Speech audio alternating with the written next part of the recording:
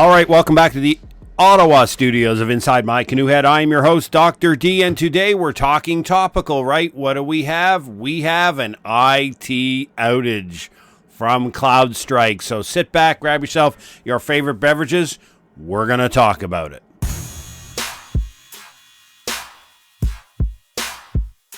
So by now, everybody, unless you're living under a rock somewhere, are aware that there has been a significant set of outages. This is not a cyber attack, right? This is not a security breach. This is not malfeasance by some nefarious or ill-intended actor in the world. This was simply a demonstration of the interconnectedness and the effect that third parties can have on the operation of the internet. And we're going to read here from Wall Street Journal's article today entitled "Major IT Outage Grounds Flights, Hits Banks and Businesses Worldwide." And I'm just going to paraphrase what they're saying here, but a massive tech outage swept the globe, knocking out operations for banks, media companies, and emergency services, and forcing airlines to ground flights, exposing the fragility and interdependence of global digital infrastructure. The single update came from cybersecurity software company Cloudstrike, a major provider of malware and virus protection to a large array of companies, causing outages for millions of users of Microsoft Windows devices worldwide. Major airlines were involved, including advisories from the federal administration. Windows computers and tablets crashed in countries from the US to China, Australia, with reports of forced restarts of devices spreading across social media. And if you're a Windows follower, you know what I mean about in the middle of a project, in the middle of some event that's going on, you get a forced restart for some Windows update that is against your control and you cannot stop it. It happened to me once in a Windows device during a live event, and ever again will I ever use a Windows device. Congratulations, Microsoft. But that's a different story. Now, Cloudstrike chief executive has come out and said that the identified problems has been identified. They've deployed a fix, and that this is not a security incident or a cyber hack. But the one thing the Wall Street Journal points out very well, and this is going to be the subject matter of what we're talking about today, is that one update from a single company could plunge so many companies, from airline check-in desks to consultants, conference rooms, everything into a digital dark age. It serves as a stark warning of the economy's technological dependence and the dangerous consolidation around same tools. Now, basically what we're looking at here is that Cloudstrike is just one of those third-party companies that's provides Microsoft a set of services, right?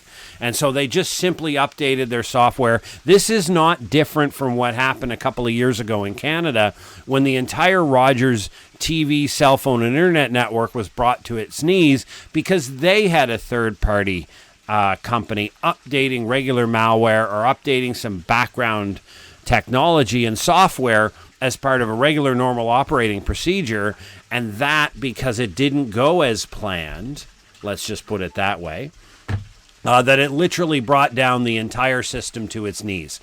The fact that this is on rinse and repeat within greater industries demonstrates that I don't know whether that many people are looking at these third-party effects, let alone looking beyond the efficiency that these third parties bring. So if they run one system and they run it really well, they end up getting contracts to run it for a whole series of other companies, which by far then extends the fact that this one company, Cloudstrike, had the ability, not intentional, but had the ability to take significant networks down and cause disruption around the world. This is a reflection of your and my dependence on the 10 sectors of critical infrastructure. And I hammered away on this on today's social media posts. The 5 that I have up across all social medias for the day is basically grounded in that your preparedness level is correlated to your dependency on the 10 sectors of critical infrastructure. Now, in the United States of America, there are 16. In the European Union, they use a different number. It doesn't matter. When you look at all the different sectors of society and you take the time to strategize and look at your dependency on them and then your exposure to them, and then strategize or war game what that looks like when that sector of critical infrastructure goes down and the impact it can have on you, we start to quickly realize that collectively we have created a pretty incredible, modern, technologically enabled society that, as we're realizing is event by event, is actually maintaining its standard on a very narrow knife's edge, right? One company was able to bring down a number of systems, not by malware or malfeasance, but just by general whatever. I'm not going to call it stupidity because I don't want a lawsuit. But the point here is that as we start to understand that, a good lens to look through is that you can't control that, right? You're not here to vote on whether we allow companies like Cloudstrike to go on. And every time the government wants to get involved in stuff like that, it just becomes an utter bureaucratic nightmare, and it's never improved. But the point that I'm making is that we understand that this is beyond our control, right? I don't control the internet. I don't control how companies leverage third-party software. I don't control what goes on in the background. And in fact, I'm not an IT nerd. I don't understand all of these systems to the greatest nth degree, and that's perfectly fine in the world of preparedness.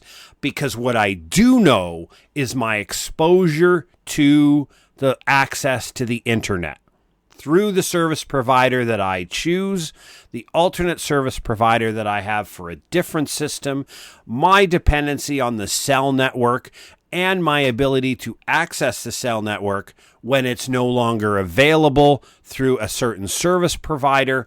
And when you start to sit down and take the time and effort, and I talk about this in preparedness all the time, preparedness is not about spending money, but it is an allocation of time and effort.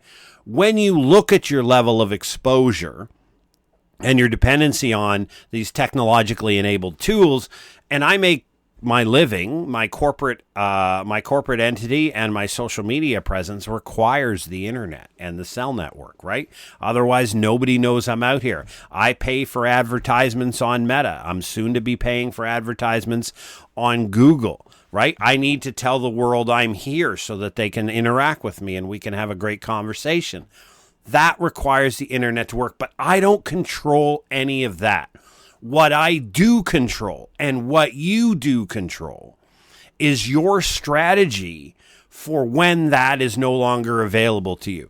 So as the Rogers outage in Canada didn't last more than a day or two for most people, right?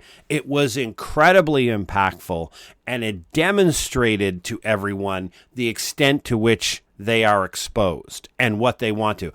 Even, for example, as you've seen some photos from some United States of America airports where they're using paper flip charts to do the arrival notifications. You know, you look up at the board and the IT has, the arrivals and the gates and stuff. Well, they're using paper flip charts placed throughout the concourse to tell people where the flights are coming from because they can't do it, right? The same thing happened a couple of weeks ago when an IT outage struck the car industry and took down their ability to use their online systems to create deals and to write up paperwork. So they got back to the old school idea of creating contracts to purchase cars using pen and paper, right? It's about having a strategy to navigate the world. So we always ask the really important question is, what does your world look like when you lose access to something? So in this case, let's take the internet, right? What does your world look like when you lose access to the internet? Now, some people are going to respond, I don't care, because maybe they don't, right? In a personal reflective sense, maybe a couple of days off the internet wouldn't be bad for all of us. However, though, that's just a personal reflection. I'm going to ask you now to look at your employment, where you earn an income. Does that require access to the internet? Because if you work in an internet-based business, for example, which is like the vast majority of businesses out there, and the internet goes down for 3 or 4 days, well, your personal ability to just have some free time and not be doom scrolling on your phone is great. However, now you can't earn an income. Okay, now we're talking about real impacts to you and your family and those for whom you're responsible, is because if you're an hourly or salaried employee, may be different. But if you're an hourly employee in some business and the business requires the internet and you're not working for 3 or 4 days because the internet is down, you're not getting paid. And for most people in today's economic situation and in today's structure, the number of families that are living so close to the line that losing 4 days of income in a month is actually going to push them into the negative.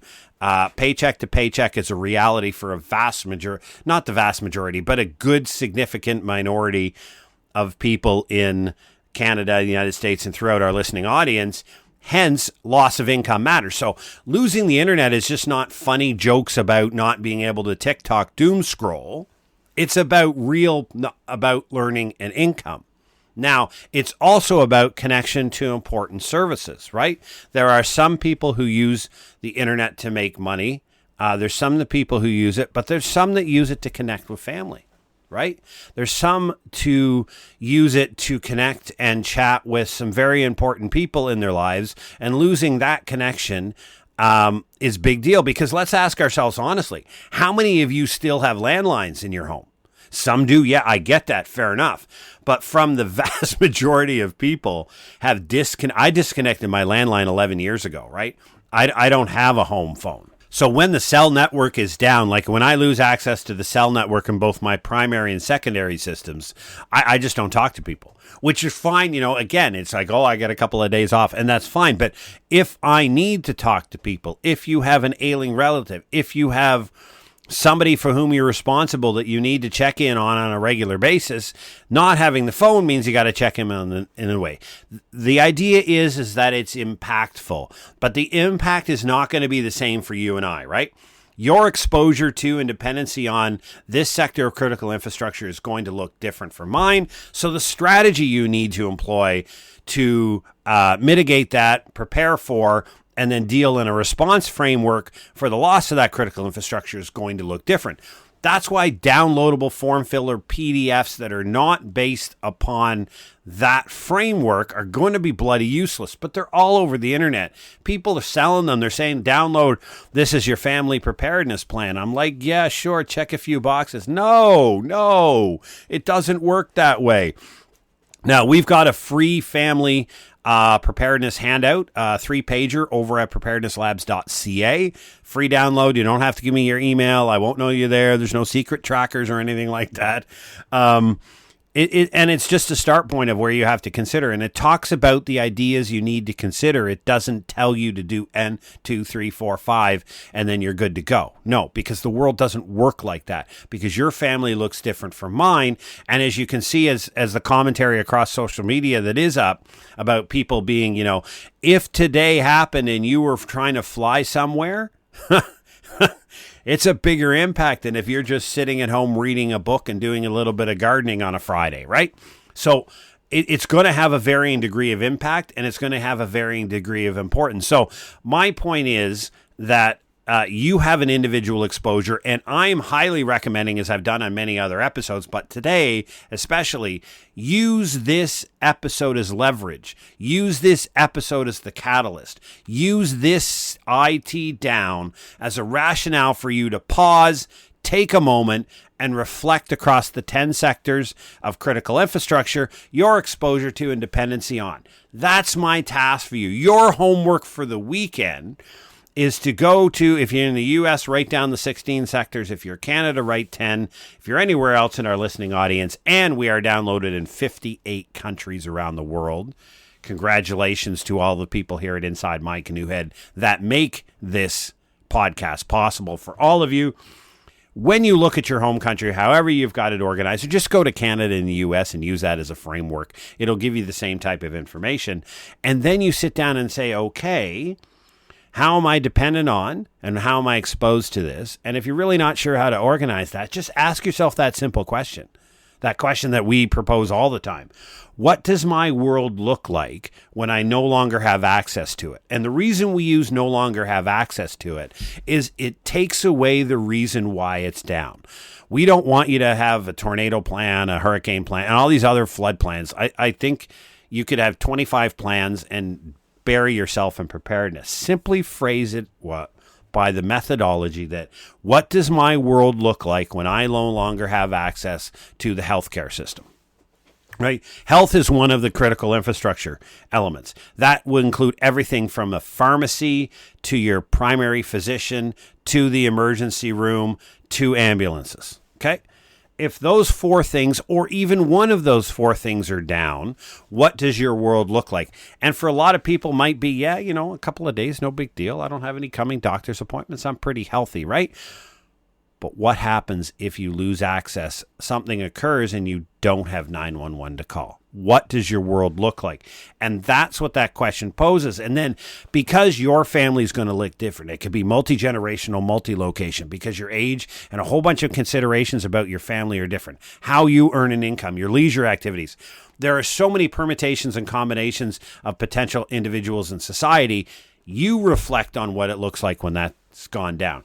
I always recommend, and this is what I work on with clients, is let's look at the short term, 72 hours, right? It's famous in preparedness.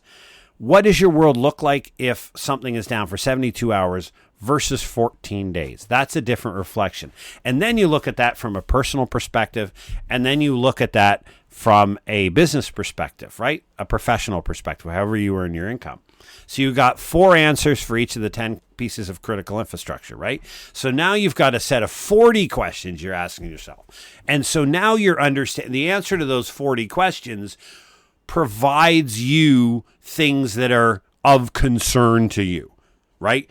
Out of those 40 responses, a couple of them are going to bubble to the surface and make you go, I wonder, this is really impactful. I should probably do something about this, right? Now you know where to begin. Now you know where to start in your preparedness strategy. It's not complicated. I offer this free of charge. It's in my books that I have out on Amazon. The links are at preparednesslabs.ca if you want to do that. It's coming out in our new module we're adding to our signature course, Adopt a Prepared Life, which has a sale going on right now. It is $30 off, so it's $99 Canadian and a lot less American. And that gives you lifetime access as we add modules to the video course, Adopt a Prepared Life. The first set of chapters that are out now are about those initial first 20% of preparedness that you need to do, that talks about, shelter in place strategies, evacuation strategies, power loss strategies, things like that, identifying your family's needs and how to prepare to deliver and support the 6 animalistic requirements of food, water, shelter, health, safety, and security for you and those who you're responsible. So that leads you down a road of understanding how your exposure is correlated to your level of preparedness. So if you have a very limited exposure to critical infrastructure, then you have a higher degree of preparedness. It's inversely related.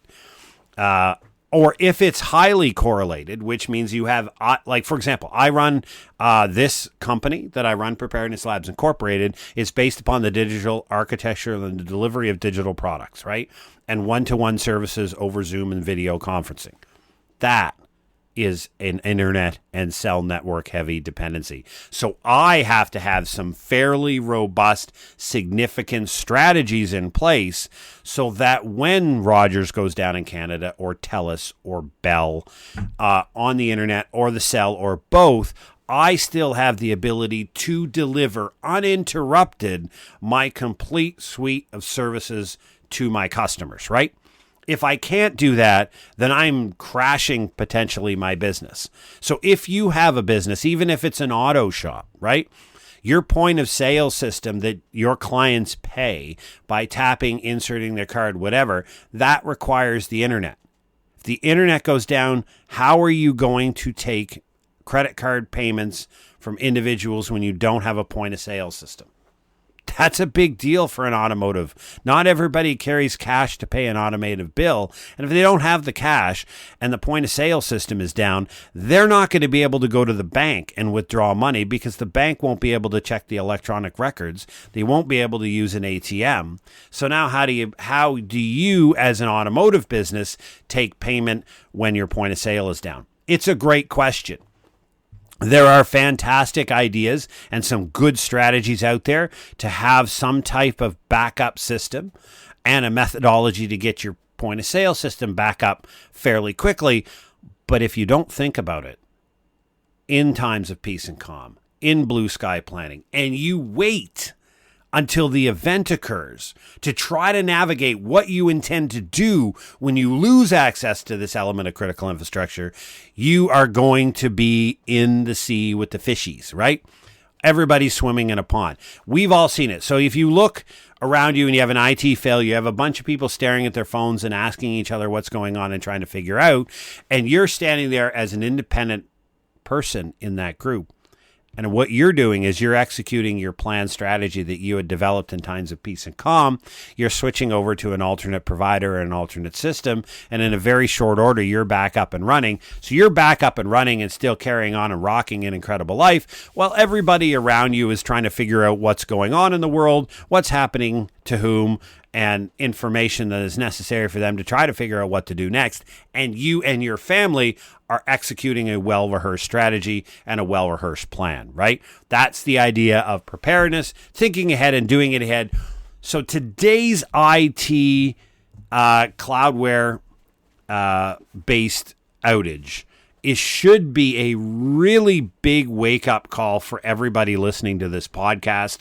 And for people generally out there in the world, this is not the first one. Like, again, I referenced Rogers' failure in Canada, but we could go off and list off probably 20 notable failures in IT systems due to non-hacking or no malfeasance involved, but just how interconnectedness and intercoupled the systems are. Yet each time it happens, everybody seems to be at a loss for what to do and is running around pointing fingers. Now, on a bit of a rant, that's because we have a bit of victim mentality in a lot of our systems in society nowadays, where people will profess themselves to be victims of cyber failures. Now, cybercrime and identity theft is different. That's not what I'm referring to. I'm referring to events like today when you have an exogenous shock that's beyond your control and influences how you do business. You have the opportunity to choose to employ a strategy of figuring out how to navigate it and get around it, or you can do what the majority of people do, is you adopt a victim mentality. You throw your arms up in the air. You're being abused and oppressed by an external system that's beyond your control, and it's somebody else's responsibility to come help you. We see that infecting a lot of areas of our lives, but in the IT world, a lot of the times that's what you see. And just go look at Twitter in the comments, right? There are people losing their crap about how did they let this happen? How could they do this to me? And it just screams of victimhood. It screams of the victim ideology, whereas we suggest here at Inside My Canoe Head and Preparedness Labs Incorporated that you choose to adopt a prepared life. And when you choose to adopt a prepared life, the first thing that you do is you look that incredible, handsome, and beautiful person in the mirror and you say, I accept responsibility for my outcomes, which means it's your fault, right?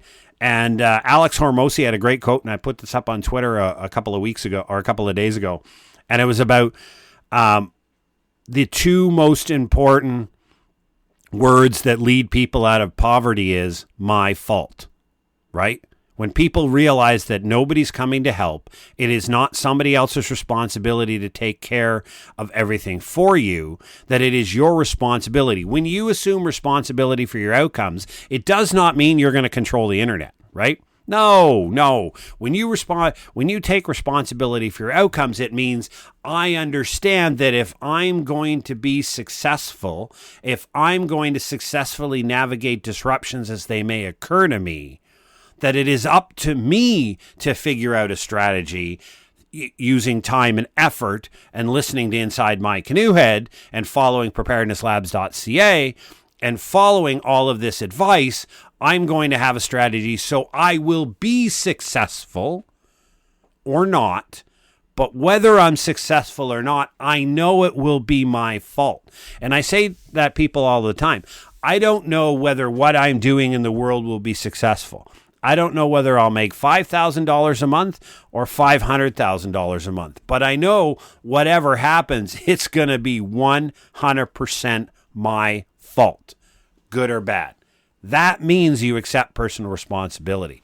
That means with that, you now invest time and effort to build a preparedness strategy so that when events like today's IT, and if you use Microsoft systems and your Microsoft systems go offline, force restart, or you can't access your Microsoft cloud services and storage, or your Google Cloud, or in case it happens to iCloud, your iCloud, you have a very well understood and rehearsed strategy that you simply launch. You don't get into a pity, oh, poor is me, personal pity party about the loss of exposure.